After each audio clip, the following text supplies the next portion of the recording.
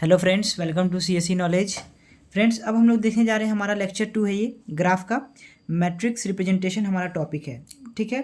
तो सबसे पहले हम क्या करेंगे ना कि रिप्रेजेंटेशन करेंगे बाय इंसिडेंस मैट्रिक्स। क्या रिप्रेजेंटेशन किसका करेंगे? Of incidence matrix. Representation of incidence matrix, ठीक है।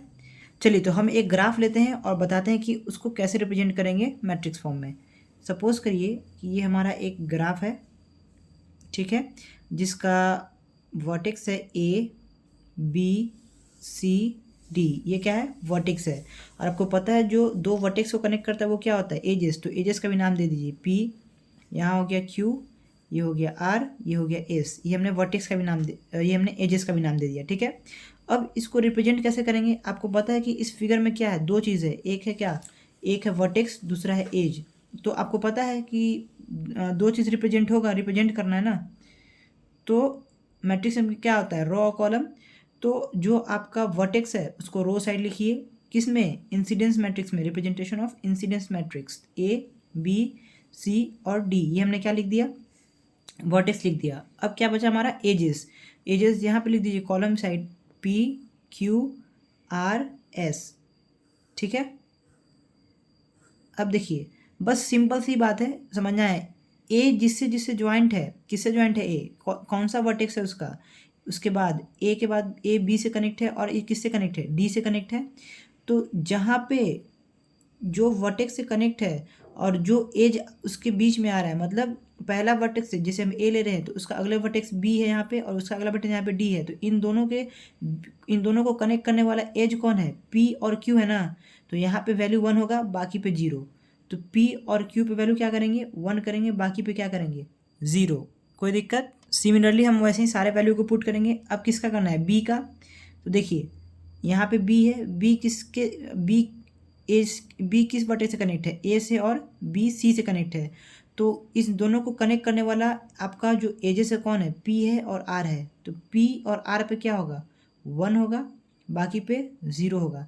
सिमिलरली सी पे आप खुद करिए, वीडियो पॉज करके देखिए। सी किससे किससे कनेक्ट है? डी से और बी से। कौन एजेस कौन आ रहा है? आर और एस। तो आर एस पे 1 होगा, बाकी पे 0 होगा। क्लियर है? अब बचा कौन? डी।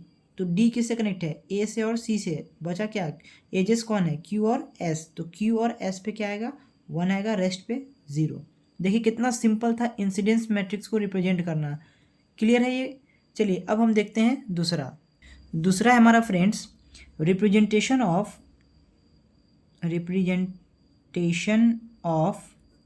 Adjacent matrix. क्या है? Adjacent matrix. चलिए देखिए, अब इसको कैसे रिप्रेजेंट करेंगे। सपोज़ कि हम इसमें भी एक फिगर ले लिए। ये हमारा फिगर है, ठीक है। अब क्या करेंगे कि यहाँ पे नेमिंग कर दिए ए बी सी। तो इन दोनों रिप्रेजेंटेशन में क्या अंतर आएगा? कुछ ना कुछ तो अंतर आएगा ना, बिल्कुल अंतर आएगा। क्या? देखिए, एडजेसेंट मैट्रिक्स में क्या करते हैं ना कि हम वर्टेक्स टू वर्टेक्स कनेक्शन करते हैं। याद रखिएगा, ये आपके ऑब्जेक्टिव में पूछ सकता है। क्या? वर्टेक्स टू वर्टेक्स कनेक्शन होगा किस में? एडजेसेंट मैट्रिक्स में। जब रिप्रेजेंट करेंगे तो सिर्फ किसका यूज़ करेंगे? Vertex to vertex. हमें इसमें एज की ज़रूरत नहीं पड़ती है एडजेसेंट मैट्रिक्स को रिप्रेजेंट करने के लिए। तो कैसे रिप्रेजेंट होगा? तो या इसमें रो में और कॉलम में दोनों में क्या रहेगा? A B C. क्या रहेगा? A B C. अब आप बोलेंगे कि अब यहाँ पे वैल्यू कैसे पुट करेंगे? तो देखिए, यहाँ पे ए जो वर्टेक्स है उसका कनेक्शन नेक्स्ट वर्टेक्स किससे किससे है? बी से है और सी से है, दोनों से है। तो वहाँ पे वैल्यू क्या डालिए? 1। ध्यान से समझिए, माइंड में ये रखिए कि जब भी एडजेसेंट मैट्रिक्स है तो वर्टेक्स टू वर्टेक्स देखना है, और जब आपका इंसिडेंस मैट्रिक्स है तो वर्टेक्स टू एज देखना है। जितने भी एज बीच में आएंगे जो कंजिक्यूटिव उसका ये रहेगा वर्टेक्स, तो उस वहाँ पे वैल्यू 1 होगा, रेस्ट 0। और एडजेसेंट में क्या होता है? एडजेसेंट में आपका वर्टेक्स टू वर्टेक्स देखते हैं कि कौन सा जस्ट उसके बाद है। तो ए के बाद बी है और ए के बाद क्या है? सी है, तो वहाँ वैल्यू 1। अब ए का देखिए, ए खुद से क्या है? बिल्कुल नहीं है। अगर ये इस तरीके से सेल्फ होता तो यहाँ पे सेल्फ तो नहीं है, तो यहाँ पे क्या हो जाएगा? 0। ए से कनेक्शन तो नहीं है ना, ऐसे कनेक्शन होता है, लेकिन यहाँ पे नहीं दिया हुआ है तो ए का कनेक्शन नहीं है, तो वैल्यू 0। अब बी का किससे किससे, ए से और सी से। देखिए आप ये मत सोचिए कि यहाँ ये ट्रायंगल फिगर है, नहीं, फिगर आपको दूसरा भी आ सकता है, बस आपको कॉन्सेप्ट रखना है कि जिससे कनेक्शन होगा, जिस वर्टेक्स से कनेक्शन होगा इसका, वहाँ पे वैल्यू 1 कर देंगे। तो बी से ए का है, बी से ए का है 1 करिए, बी का सी से 1 करिए, रेस्ट बी का बी से नहीं है। सिमिलरली सी का ए से है, सी का बी से है, तो यहाँ 1 हो गया, यहाँ 1 हो गया, यहाँ पे 0। तो देखिए ये था किसका रिप्रेजेंटेशन ऑफ एडजेसेंट मैट्रिक्स, जो कि बहुत ही सिंपल था। फ्रेंड्स इसमें एक और केस आता है, क्या कि एरो वाला केस आता है। देखिए यहाँ पे हमें एरो में दिया रहेगा, आपने पढ़ा था ना अभी डायरेक्टेड और नॉन डायरेक्टेड ग्राफ। डायरेक्टेड क्या होता था, जिसमें आपको एरो दिया रहता था, डायरेक्शन दिया रहता था, उसको डायरेक्टेड कहते थे। अगर डायरेक्टेड का रिप्रेजेंट करने आगे एडजेसेंट मैट्रिक्स में, तो कैसे करेंगे। देखिए एक क्वेश्चन है कि सपोज करिए कि ये आपका ए था, बी था, सी था, ठीक है, यहाँ पे हम एरो दे दिए। अगर ऐसा केस आता है, बोलता है कि इसको रिप्रेजेंट करिए एडजेसेंट मैट्रिक्स में, तो कैसे करेंगे, लिखेंगे तो सेम बिल्कुल एकदम एज इट इज़, कोई चेंजिंग नहीं। ए बी सी होगा तो वर्टेक्स टू वर्टेक्स ही, अगर एडजेसेंट है तो ए बी सी। लेकिन अब ये देखेंगे कि कहाँ पे वैल्यू 1 होगा, कहाँ पे 0। तो अगर हम आपसे बोलें कि देखिए जब भी डायरेक्शन की बात करें, तो जिसके पास एरो है, मतलब उसका जिस साइड एरो है वहाँ पे उसका कनेक्शन होगा। कैसे, देखिए बी का, देखिए ए से कनेक्शन है, क्योंकि देखिए बी का जो एरो है जो आउट हो रहा है वो ए के पास जा रहा है, यानी बी का कनेक्शन ये बता रहा है कि ए से है, लेकिन ए के पास कोई एरो है जो बी के पास जा रहा है, तो ये गलत हो जाएगा। ए का बी से कनेक्शन यहाँ पे नहीं है, क्योंकि एरो का डायरेक्शन किधर है, ए की ओर है, तो बी ए से कनेक्ट है। इधर फेस देखेंगे हेड कि हेड किधर है, उसका उससे कनेक्शन होगा। तो जो बी से निकल रहा है वो उसका हेड ए पे है, तो बी का कनेक्शन किससे होगा, ए से। ठीक है, अब यहाँ पे समझिए एक बार और। अब ये देखिए एरो यहाँ पे सी की ओर, देखिए ए टू, क्या ए सी से कनेक्ट है, बिल्कुल ए सी से कनेक्ट है, क्योंकि ये हेड कहाँ है, सी की ओर, ए से निकल रहा है, और हेड कहाँ है, सी की ओर। तो ए का कनेक्शन सी से है। क्या सी का कनेक्शन ए से है, नहीं है, क्योंकि यहाँ पे एरो नहीं है। अब देखिए क्या सी का कनेक्शन बी से है, नहीं है, क्योंकि सी की ओर आ रहा है, जा नहीं रहा है। ठीक है, तो बी का कनेक्शन ए से भी है, बी का कनेक्शन सी से भी है, और ए का कनेक्शन सी से है। यहाँ वैल्यू क्या होगा, 1 होगा जहाँ कनेक्शन है, बाकी रेस्ट क्या हो जाएगा, 0। ठीक है फ्रेंड्स, तो सबसे पहले यहाँ ए का ए से नहीं है तो 0, ए का बी से भी नहीं है, ए का बी से नहीं है ना, ये भी 0, ए का सी से है, देखिए एरो इधर है तो ये हो जाएगा 1। अब देखिए बी से ए का है तो ये हो गया 1। सिमिलरली ये 0, ये 1, ये भी 0 0 0, क्योंकि सी का कनेक्शन किसी से नहीं है। देखिए एरो कहीं जा रहा है ना, ए से न खुद से ना बी से। ठीक है, तो ये था representation of adjacent matrix of directed graph. Directed मतलब डायरेक्शन दिया रहे तो कैसे करेंगे। ठीक है फ्रेंड्स, अब आगे बढ़ते हैं। अब हमारा एक छोटा सा और है friends, representation of adjacency list है यहाँ पे, याद रखिएगा क्या है, रिप्रेजेंटेशन ऑफ एडजेसेंसी लिस्ट्स। तो इसको कैसे रिप्रेजेंट करेंगे, देखिए सबसे पहले क्या करेंगे कि क्या क्या हमारा है, देखिए एक फिगर लेते हैं सबसे पहले हम, ये हमारा फिगर है सपोज करिए। ठीक है, ए बी सी डी, ये हमारा फिगर है और ये कनेक्शन हो गया। एडजेसेंसी मतलब हो गया कि ए का कनेक्शन जिस वर्टेक्स से है उसका उसके साथ लिस्ट बनेगा। कैसे, ए का किसके साथ है, बी और सी, एकदम सिंपल है, इसमें कोई मुश्किल नहीं है। ठीक है ना, बी का किसके साथ है, देखिए बी का किसके साथ है, ए के साथ भी है, डी के साथ भी है, सी के साथ भी है। देख रहे हैं ना, तीन एजेस जा रहे हैं तो लिख देंगे, जिसके जिसके जिसके जिसके पास एजेस जा रहे हैं वो लिख देंगे ए सी डी। तो ये हो गया ए सी डी।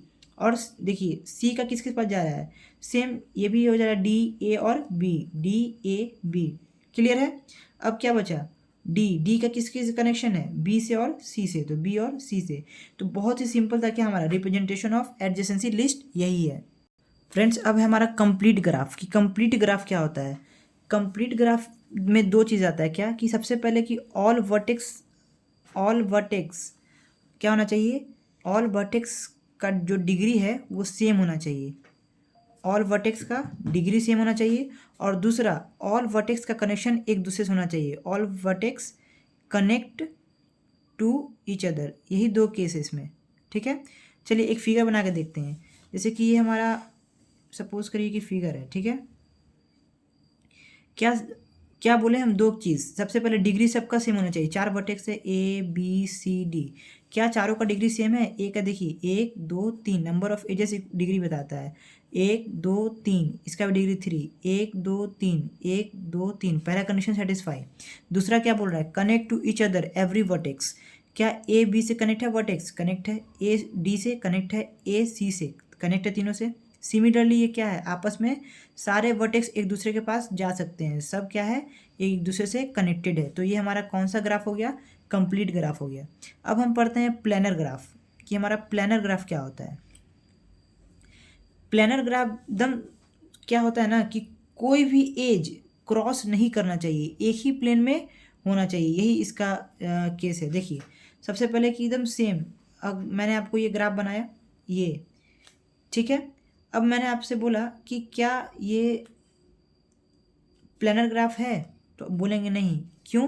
क्योंकि प्लेनर ग्राफ क्या बोलता है कि कोई भी एज क्रॉस नहीं करना चाहिए। तो ये जो एज देख रहे हैं इसको क्रॉस कर रहा है ना, तो ये क्या है, हमारा प्लेनर ग्राफ नहीं है। मतलब एक जो आपका एज है दूसरे को क्या करना चाहिए, क्रॉस नहीं करना चाहिए प्लेनर ग्राफ में। तो यही कैसे हो सकता है, सब ये ऐसे ऐसे, ये हुआ, ये हुआ, आपका कैसे था ग्राफ, ये था। तो जो ये पॉइंट ऐसे है, हम चाहे तो उसको कैसे कनेक्ट कर सकते हैं, ऐसे कर सकते हैं। तो ये हमारा क्या हो जाएगा, प्लेनर ग्राफ हो जाएगा। बट ये नहीं होगा क्योंकि इसको क्रॉस कर रहा था, सिंपल सा यही हमारा प्लेनर ग्राफ था। अब हम नेक्स्ट टॉपिक अपना पढ़ेंगे आइसोमॉर्फिज्म। तो फ्रेंड्स अब हम देखते हैं आइसोमॉर्फिज्म, कि आइसोमॉर्फिज्म क्या होता है। आइसोमॉर्फिज्म में आपका आता है नंबर ऑफ, समझिएगा ध्यान से, number of edges, number of vertex, और आता है डिग्री ऑफ एवरी वर्टेक्स। ध्यान से समझिएगा, degree of every vertex, degree of every vertex is same, number of edges same होना चाहिए, नंबर ऑफ वर्टेक्स सेम होना चाहिए। अभी क्या है सेम सेम सेम, मतलब इसका मतलब क्या हुआ कि जब आप एक ग्राफ को दूसरे में कन्वर्ट करिएगा, दूसरे ग्राफ में, तो ये कंडीशन को सेटिस्फाई करना चाहिए, नंबर ऑफ एजेस सेम होना चाहिए, नंबर ऑफ वर्टेक्स सेम होना चाहिए, और सबसे इम्पॉर्टेंट कि डिग्री ऑफ वर्टेक्स भी सेम होना चाहिए। इसका मतलब क्या होता है कि अगर सपोज करिए, मैं आपको एक फिगर से समझाता हूँ कि ये आपका एक फिगर है, ठीक है, ये एक फिगर है, ABCD और E, ये आपका एक फिगर है। अब इसको कन्वर्ट कर रहे हैं हम, ठीक है, सपोज, तो हम इसको एक नया फिगर में कन्वर्ट करते हैं, ठीक है। इसमें किए क्या, अब यहाँ पे हम दिए AB, यहाँ पे ले लिए एक पॉइंट C, D और E। तो अब इन दोनों फिगर में क्या क्या होना चाहिए, नंबर ऑफ एजेस सेम होना चाहिए। नंबर ऑफ एजेस कितना है, 1 2 3 4 5, 1 2 3, ये 4 और ये 5, number of edges same. Number of vertex 1 2 3 4 5, 1 2 3 4 5, ये भी सेम। एवरी वर्टेक्स का डिग्री क्या होना चाहिए, सेम। तो ए का क्या कितना डिग्री है, 1 2, तो ए का कितना है, 1 2। सिमिलरली सबका क्या है, वर्टेक्स सेम है, 2 2 वर्टेक्स सबका है, ठीक है। लेकिन फ्रेंड्स एक बात है कि अब बोलेंगे कि यहाँ पे ए का जो वर्टेक्स था, जो मतलब जिससे कनेक्ट था इस फिगर में, तो दूसरे फिगर में भी उसका कनेक्शन उसी से होना चाहिए, नहीं तो आपका गलत हो जाएगा। ये सबसे इम्पॉर्टेंट है इसमें। आइसोमॉर्फिज्म आप जब भी कन्वर्ट करिएगा, तो जैसे एक अगर वर्टेक्स बी और ई है, जो कनेक्टेड वर्टेक्स है ए से, कौन कौन है, ए का कनेक्शन किससे है, बी से है और ई से है। तो जब आप चेंज करिएगा तो उसमें भी नेक्स्ट जो फिगर बनेगा उसमें भी ए का कनेक्शन किससे होना चाहिए, बी से और ई से। तो देखिए यहाँ ए का कनेक्शन किससे है, बी से और ई से। यहाँ सी का देखिए किससे है, बी से और डी से। तो सिमिलरली यहाँ पे सी का किससे है, बी से और डी से। तो फ्रेंड्स इस बात का ध्यान रखना है कि जब भी आप कन्वर्ट कर दीजिएगा तो वर्टेक्स सेम होना चाहिए। अगर ए के बगल में बी और ई था तो यहाँ भी सिमिलरली वैसे ही होना चाहिए। अब बाकी आप मैच करिएगा ई का, तो ई का ए और डी जैसे यहाँ है तो यहाँ भी ए और डी होगा। तो ये आइसोमॉर्फिज्म का बहुत ही इंपॉर्टेंट कंडीशन है, ठीक है। तो यहाँ पे हमारा आइसोमॉर्फिज्म यही था। अब हम देखेंगे होमोमॉर्फिज्म। फ्रेंड्स तो होमोमॉर्फिज्म क्या है, होमोमॉर्फिज्म एक सिंप्लीफाइड स्ट्रक्चर है। क्या है, सिंप्लीफाइड स्ट्रक्चर है। इसका मतलब क्या हुआ कि होमोमॉर्फिज्म जो ग्राफ कन्वर्जन होता है, इसमें दो ग्राफ होता है, two graph are said to be homomorphism if one graph can be obtain from the other. जैसे कि एक ग्राफ से दूसरा ऑब्टेन किया, जैसे कि अभी अभी हमने आइसोमॉर्फिज्म में एक से दूसरा ऑब्टेन किया ना, वैसे ही होमोमॉर्फिज्म में भी करेंगे। लेकिन इसमें क्या हो जाएगा कि इसमें एडजेसेंसी नीडेड नहीं है, नो एडजेसेंसी नीडेड। इसका मतलब क्या हुआ कि जैसे कि आपने जो फिगर देखा था, इसमें अगर ए का वर्टेक्स क्या था, मान लीजिए यहाँ पे सी और बी था, ठीक है। तो जो दूसरा फिगर बन रहा था वहाँ भी ए का क्या होना चाहिए, एडजेसेंसी बी होना चाहिए और सी होना चाहिए according to isomorphism. But homomorphism में इसका कोई ज़रूरत नहीं है, एडजेसेंसी ज़रूरत नहीं है, और इसमें शेप क्या होता है, चेंज हो सकता है कुछ भी, ठीक है। और ये किस पे वर्क करता है, मैनी टू वन पे। बस इतना ही याद रखना है होमोमॉर्फिज्म में कि एक सिंप्लीफाइड स्ट्रक्चर है, इसमें नो एडजेसेंसी होगा। नो एडजेसेंसी का मतलब आपको समझ में आ गया, ठीक है फ्रेंड्स। और इसमें क्या होता है कि हम एक ग्राफ से दूसरा ऑब्टेन करते हैं, बस यही है आपका होमोमॉर्फिज्म। अब हम एक बहुत ही इंपॉर्टेंट पढ़ने जा रहे हैं जिसका नाम है Euler's graph. Friends, Euler's graph जो है, आपको पहले बताते हैं कि यूलर्स ग्राफ होता क्या है। यूलर्स ग्राफ को आप ऐसे एक्सप्लेन कर सकते हैं कि हर एक कनेक्टेड ग्राफ, ये यूलर्स ग्राफ कैसा है, एक कनेक्टेड ग्राफ होना चाहिए जिसमें वर्टिसेस का डिग्री इवन होना चाहिए, तो वो आपका यूलर्स ग्राफ कहलाएगा। सपोज़ कि हम एक फिगर लेते हैं और उसमें डिटेल्स आपको समझाते हैं, ठीक है। ये एक फिगर हुआ आपका, चलिए एक फिगर ले लिए हम, इसमें एक वर्टेक्स यहाँ है, एक यहाँ है, एक यहाँ है, एक यहाँ है और एक ये है। ये वर्टिसेस है कितना, 1 2 3 4 5। तो ये कह रहा है कि ये जो वर्टिसेस है इसमें जो पावर होना चाहिए वर्टिसेस का, मतलब जो कनेक्शन होना चाहिए वो क्या होना चाहिए, इवन होना चाहिए। जो वर्टिसेस का जो डिग्री है वो इवन होना चाहिए। यहाँ पे देखिए पहले इस पॉइंट पे इसका क्या इवन है, 1 2 है। इसका देखिए इवन है, 1 2 है। इसका इवन है 1 2 3 4, 4 क्या है, इवन नंबर है। ये देखिए 1 2 इवन है, यहाँ भी इवन है। तो सारे वर्टिसेस पे कनेक्शन कैसा है, इवन है डिग्री का, ठीक है। लेकिन यूलर्स ग्राफ में दो चीज़ और सेटिस्फाई करना चाहिए, क्या, एक यूलर सर्किट, दूसरा यूलर्स पाथ। तो आपको समझना होगा कि यूलर सर्किट क्या होता है, तभी तो आप बता पाइएगा कि ये यूलर सर्किट को फॉलो कर रहा है कि नहीं। और दूसरा क्या होना चाहिए, यूलर पाथ। फ्रेंड्स, ये अपने नाम से ही खुद को एक्सप्लेन करता है। सर्किट, सर्किट ऑलवेज कैसा होता है, क्लोज्ड। सपोज करिए कि एक फिगर लिए हम, ठीक है, जिसको दिए ए बी सी और डी, ठीक है। तो यूलर सर्किट कहता है कि जो उसका इनिशियल पॉइंट है वही फाइनल होगा। क्यों, क्योंकि सर्किट कैसा होता है, क्लोज्ड। तो जहाँ से चलेगा वो वापस वहीं पे आएगा, ठीक है।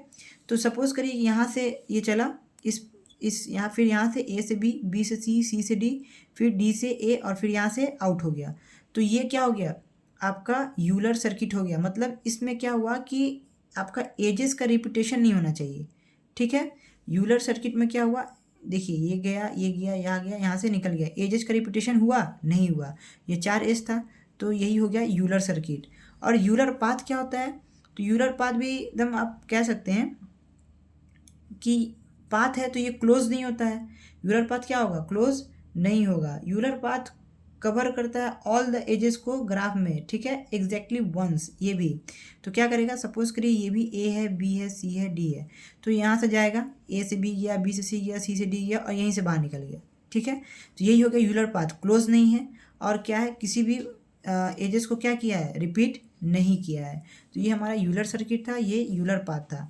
तो क्या ये दोनों कंडीशन इस फिगर में सेटिस्फाई है, तभी हम क्या कहेंगे, इसको यूलर ग्राफ कहेंगे, ठीक है, यूलर्स ग्राफ। तो देखिए सबसे पहले हम इस पॉइंट पे चेक करते हैं क्या ये हमारा यूलर सर्किट होगा कि नहीं। तो यहाँ से हम शुरू करते हैं। तो इस पॉइंट से यहाँ आए, फिर यहाँ गए, फिर यहाँ गए, देखिएगा कि एजेस रिपीट तो नहीं हो रहा। फिर यहाँ गए, फिर यहाँ गए, फिर यहाँ से निकल गए। तो यहाँ पे इस वर्टेक्स पे क्या हुआ, आपका रिपीट नहीं किया कोई भी एजेस। तो यूलर सर्किट क्या है, सेटिस्फाई है। अब आप बोलेंगे कि वर्टेक्स तो रिपीट कर रहा है, तो यही यूलर्स ग्राफ में है कि वर्टेक्स रिपीट कर सकता है लेकिन एजेस नहीं करना चाहिए, ठीक है। अब आते हैं इस पॉइंट पे। इस पॉइंट से देखिए, इस पॉइंट से आप जाइएगा, यहाँ गए, फिर यहाँ गए, फिर यहाँ गए, फिर यहाँ से गए, फिर इधर से निकल गए। तो आप कोई सा भी पॉइंट लीजिए, ये यूलर सर्किट को फॉलो कर रहा है। कोई भी दिक्कत फ्रेंड्स, इसमें कोई भी दिक्कत आपको नहीं होना चाहिए। तो यूलर सर्किट को तो फॉलो किया, ये आपको समझ में आ गया। अब यूलर पाथ में भी करेगा। जब यूलर सर्किट को कर रहा है तो यहाँ से गया, यहाँ गया, यहाँ गया, यहाँ गया, फिर यहाँ से निकल गया, ठीक है, क्लोज नहीं रहा, ओपन ही रहा, हमारा रिपीट भी नहीं किया एजेस को, तो ये यूलर पाथ और यूलर सर्किट दोनों को फॉलो कर रहा है। बहुत इंपॉर्टेंट है यूलर सर्किट और यूलर पाथ आपको समझना यूलर्स ग्राफ को समझने के लिए। क्या क्या कंडीशन हो गया यूलर्स ग्राफ को समझने के लिए कि जो वर्टेक्स है वो इसका डिग्री इवन होना चाहिए, यूलर सर्किट होना चाहिए और यूलर पाथ होना चाहिए। यही हमारा यूलर्स ग्राफ है फ्रेंड्स। तो हम आई होप कि आपको यूलर्स ग्राफ का कॉन्सेप्ट समझ में आ गया होगा। फ्रेंड्स अब हम देखते हैं हमारा हैमिल्टोनियन ग्राफ क्या होता है। तो यूलर्स ग्राफ के सिमिलरली होता है हैमिल्टोनियन ग्राफ, बस सडन चेंजेस होते हैं कुछ कुछ। वो क्या होते हैं, सबसे पहले तो जो हैमिल्टोनियन ग्राफ होता है, तो फ्रेंड्स हैमिल्टोनियन ग्राफ में क्या होना चाहिए, देखिए इसमें भी दो चीज़ आता है, क्या हैमिल्टोनियन सर्किट, हैमिल्टोनियन सर्किट, और दूसरा आता है आपका हैमिल्टोनियन पाथ। इसमें भी सेम चीज़, हैमिल्टोनियन सर्किट कहने का मतलब क्या, जो इनिशियल पॉइंट है वही आपका एंडिंग पॉइंट होना चाहिए, यही हैमिल्टोनियन सर्किट कहता है। और आपका जो पाथ होता है वो ओपन, मतलब इसमें वही होना चाहिए, ओपन रहना चाहिए। और दूसरी बात क्या है फ्रेंड्स कि जब आपका जो इसमें क्या रिपीटेशन हो रहा था, मतलब इसमें रिपीटेशन एजेस को नहीं कर सकते थे यूलर्स ग्राफ में, लेकिन यहाँ पे हैमिल्टोनियन ग्राफ में आप एजेस को रिपीट कर सकते हैं बट वर्टेक्स को नहीं कर सकते। यही अंतर होता है यूलर्स ग्राफ और हैमिल्टोनियन ग्राफ में। अगर आप इसका एग्जांपल देखेंगे तो हैमिल्टोनियन ग्राफ का, ये सपोज करिए फिगर है आपका, ठीक है, ये आपका वर्टेक्स हो गया ए बी सी डी। अब आप बोलेंगे कि ये निकलेगा कैसे इसमें से, ऐसे, क्योंकि यहाँ तो बीच में भी एक आ गया लाइन कनेक्टेड। तो अब देखिए एक बात समझिए कि इसमें क्या बोले कि वर्टेक्स को रिपीट नहीं करेगा लेकिन एजेस कर सकता है, तो वो कैसे जाएगा कि वर्टेक्स को रिपीट ना करे, सोचिए। तो इसमें से तो पॉसिबल नहीं है। तो अगर आप ऐसे करिएगा तो अब फाइंड करिए, अब आपका क्या हो जाएगा, हैमिल्टोनियन ग्राफ हैमिल्टोनियन सर्किट को फॉलो करेगा, ठीक है। इसमें क्या करेंगे, वर्टेक्स को रिपीट नहीं करेंगे। कैसे वर्टेक्स को रिपीट नहीं करेंगे, सपोज करिए हम ऐसे गए यहीं से लौट गए, मतलब इस वर्टेक्स पास पहले हम गए ही नहीं, और क्या करें, बैक होके फिर इधर गए, फिर इधर गए, फिर यहाँ से गए, फिर इधर से निकल गए, मतलब ऐसे ही आप क्या करिएगा, आपका हैमिल्टोनियन ग्राफ इस चीज़ को फॉलो करेगा, आपका हैमिल्टोनियन सर्किट और हैमिल्टोनियन पाथ दोनों को। क्लियर है गाइस, बस इतना ध्यान रखना है कि हैमिल्टोनियन ग्राफ में क्या होता है, वर्टेक्स रिपीट नहीं होता है, यूलर्स ग्राफ में एजेस रिपीट नहीं होता है, ठीक है। दोनों, ये यूलर सर्किट और यूलर पाथ को फॉलो करता है, ये हैमिल्टोनियन सर्किट हैमिल्टोनियन पाथ को फॉलो करता है। तो यही था हमारा यूलर्स ग्राफ और हैमिल्टोनियन ग्राफ। फ्रेंड्स अब हमारा टॉपिक है बाइपर्टाइट। ये बहुत इंपॉर्टेंट टॉपिक है, ये एग्जाम में आता है, ठीक है। इसमें हम क्या करते हैं, ग्राफ को दो पार्ट में भागते हैं, मतलब डिवाइड करते हैं, भागना मतलब दो पार्ट में डिवाइड करना, ठीक है। इस तरह से कि जो पहले एडजेसेंट था वो एडजेसेंट नहीं रहेगा। बाइपर्टाइट में क्या होता है कि आपका सपोज करिए कि एक ग्राफ है जिसका वैल्यू है, मैं अच्छे से समझाता हूँ, A B C D E F G, 1 2 3 4 H, ये आपका जी है जिसमें ये है आपका वैल्यू है। इसको हम क्या करेंगे, दो पार्ट में बांटते हैं, एक G1 और एक G2 पार्ट में, ठीक है। ये हो गया आपका A B C और D, G2 हो गया आपका E F G H। हम इस मेन ग्राफ को क्या किए, दो पार्ट में भाग दिए। बाइपर्टाइट यही कहता है, bi means two, bi two, मतलब इस ग्राफ को हम दो पार्ट में डिवाइड किए, G1 और G2 में। और बाइपर्टाइट कहता है कि अब इस तरीके से आप इसको कंबाइन कीजिए कि जो एक एडजेसेंट होगा वो ये जो जीवन में मौजूद रेस्ट है उसमें उसका एडजेसेंसी वो नहीं होना चाहिए, मतलब ए का जो नेक्स्ट वर्टेक्स है इन तीनों में से कोई नहीं होना चाहिए, ये इन चारों में से कोई भी हो सकता है, बट मेन पॉइंट यही है, याद रखिए कि जो ए का नेक्स्ट वर्टेक्स पॉइंट होगा वो इस चारों में से कोई भी हो सकता है बट उसी का ग्रुप का नहीं हो सकता है, ठीक है। अब बी का ए और सी डी नहीं हो सकता है, उसका एडजेसेंसी यानी उसका जो नेक्स्ट वर्टेक्स होगा वो नहीं हो सकता है। ई का एफ जी एच नहीं हो सकता है, ए बी सी डी हो सकता है। नहीं समझ में आ रहा है तो चलिए फिगर देखते हैं और क्लियर हो जाएगा। सपोज करिए, मेरा कहने का मतलब है कि ये आपका ए बी सी डी, मैंने कहा कि एडजेसेंसी में क्या होना चाहिए, ए का बी सी डी के बगल में नहीं होना चाहिए ना, लेकिन यहाँ पे बी और सी आपको दिख रहा है, लेकिन अभी हम G2 को प्लॉट नहीं किए हैं तो वो क्या होता है ई एफ जी एच। तो यहाँ पे हम अगर यहाँ पे कर देंगे ई एफ जी एच, कितना सिंपल था इसको प्लॉट कर देना। देखिए क्या अब ए के बगल में बी सी डी इन तीनों में से कोई बचा क्या, ए के बगल में बी है नहीं है, सी है नहीं है, डी है नहीं है, ए के बगल में कौन है एफ और ई, ए के बगल में कौन है ई और एफ, यही है ना। अब बी के बगल में कौन है, देखिए बी कहाँ है आपका, यहाँ है। बी के बगल में एफ और जी, क्या इसके ग्रुप में से कोई है, नहीं है। एफ और जी इसके ग्रुप में है। सी किससे है, एच और ई से, सी एच और ई से है। देख रहे हैं ना कितना सिंपल था बाइपार्टाइट करना। दो, एक ग्रुप को दो पार्ट में डिवाइड किए और उन दोनों ग्रुप को इस तरीके से अरेंज करिए कि उसका एडजेसेंसी उसके खुद के ग्रुप का नहीं होना चाहिए था। तो यही आपका कॉन्सेप्ट था किसका, बाइपार्टाइट का। फ्रेंड्स अब हम देखते हैं ग्राफ कलरिंग। ग्राफ कलरिंग हमारा क्या होता है। ग्राफ कलरिंग दो चीज़ का होगा, क्या, एक वर्टेक्स का और एक एज का, दोनों केस हम लोग पढ़ेंगे, ठीक है। देखिए सपोज करिए कि ये हमारा एक फिगर है, इसमें हमें क्या करना है, कलरिंग करना है। बहुत ही सिंपल है, बस आपको समझना है, ठीक है। ये हो गया आपका एज ए बी, ये हो गया आपका सी डी, ये हो गया आपका ई, ये हो गया आपका एफ, ये हो गया जी, यहाँ पे दे दी एच, ठीक है। ग्राफ कलरिंग का कॉन्सेप्ट आपको समझना है कि सपोज करिए कि आपका ये जो वर्टेक्स, पहला वर्टेक्स है, अगर वो रेड कलर का है तो ग्राफ कलरिंग कहता है कि जो उसके एडजेसेंसी है, यानी उसके जो नेक्स्ट वर्टेक्स हैं जो उससे कनेक्टेड हैं, वो उस कलर के नहीं होने चाहिए। यानी ये जो जो वर्टेक्स है ये रेड कलर के नहीं होने चाहिए। बस इसका नाम ही है ग्राफ कलरिंग, इसमें कुछ है नहीं। बस अगर ये वर्टेक्स रेड है तो उसके कॉरस्पॉन्डिंग जो बगल में है वो रेड नहीं होना चाहिए। यानी इसको सपोज करिए आप ब्लू से कर दिए, इसको ये ब्लू से कर सकते हैं। मतलब कहने का ये है कि टू कॉन्जिक्यूटिव वर्टेक्स, जैसे कि यहाँ पे यहाँ पे यहाँ पे, ये तीनों का कभी सेम नहीं हो सकता है कलरिंग। अगर ये आपका, अब जैसे कि ये ब्लू है तो ये ब्लू नहीं हो सकता है, ये ब्लू नहीं हो सकता है, तो लेकिन ये रेड वापस से हो सकता है। क्यों, क्योंकि ये इसके बगल में तो नहीं है ना, ये इससे अटैच तो नहीं है ना। अब ये रेड हो गया तो ये वाला रेड नहीं हो सकता है, ये ऑलरेडी ब्लू है, तो अब इसको भी ब्लू कर सकते हैं हम। समझ रहे हैं ना, मतलब आप कोई भी कलर ले सकते हैं, लेकिन हम कोशिश करते हैं कि कितना मिनिमम से मिनिमम कलर ले, ठीक है। तो आप यहाँ देख रहे हैं कि यहाँ ब्लू है तो वापस यहाँ रेड कर सकते हैं, फिर यहाँ पे ब्लू कर सकते हैं ना। तो मिनिमम कलरिंग हमें कितना मिल रहा है, यहाँ से 2 मिल रहा है, ठीक है। तो यही आपका क्रोमेटिक नंबर हो जाता है। अगर आपसे कोई पूछे कि इस फिगर का क्रोमेटिक नंबर क्या होगा तो कहेंगे number of colours, chromatic number, ये आपको इम्पॉर्टेंट है। क्रोमेटिक नंबर क्या हो जाता है, नंबर ऑफ कलर्स के इक्वल होता है क्रोमेटिक नंबर, याद रखिएगा। जितना नंबर ऑफ कलर आप यूज किए हैं, तो हम इसमें कितना यूज किए, 2, रेड ब्लू से हमारा काम चल जा रहा है, क्योंकि इसके बगल में नहीं होना चाहिए, तो ठीक है हम इसके बगल में ब्लू रख दे रहे हैं, तो यहाँ भी ब्लू रख सकते हैं, और यहाँ रेड रख रहे हैं तो वापस यहाँ ब्लू रख सकते हैं, क्योंकि बस बगल में नहीं होना चाहिए जो उससे अटैच है, एडजेसेंसी में नहीं होना चाहिए। यही था आपका ग्राफ कलरिंग किसका, वर्टेक्स का। अब किसका हमें देखना है, एज का देखना है। तो एज में भी एकदम सेम कॉन्सेप्ट है कि अगर आपका ये फिगर है, ठीक है, यहाँ पे ये 3, ये ठीक है। अब अगर आपका इस एज को आप रेड से कलर किए हैं तो इसको और इसको आप रेड से नहीं कर सकते हैं तो ब्लू से ही कर दिए। सेम कॉन्सेप्ट है, बस यहाँ ये एज ले लिए, यहाँ पे वर्टेक्स ले रहे थे।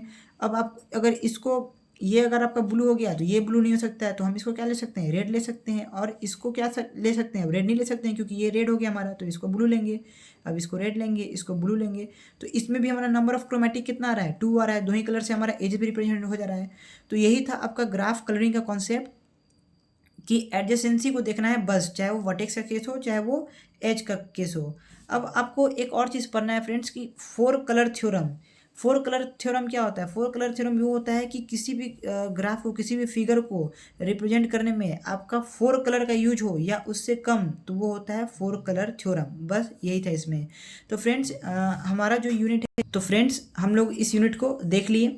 अब एक और चीज़ है कि 3D कलरिंग अगर आपको कोई बोले तो हम क्या करते हैं, उसका लाइव एग्जांपल आपको दिखाते हैं। सपोज करिए कि हमारे पास ये एक मोबाइल है, ठीक है, तो ये इसका फ्रंट फेस है, ठीक है। तो इसके जितने भी कॉरस्पॉन्डिंग एजेस होंगे, ये हो गया, ये हो गया, ये हो गया, जितने भी इसके कॉरस्पॉन्डिंग एज हैं उसमें हम रेड, अगर इसको रेड किए हैं तो उसको रेड कलर नहीं कर सकते हैं, बट इसका जो बैक है ये पोर्शन, इसमें हम रेड कर सकते हैं। यही आपका होता है 3D कलरिंग।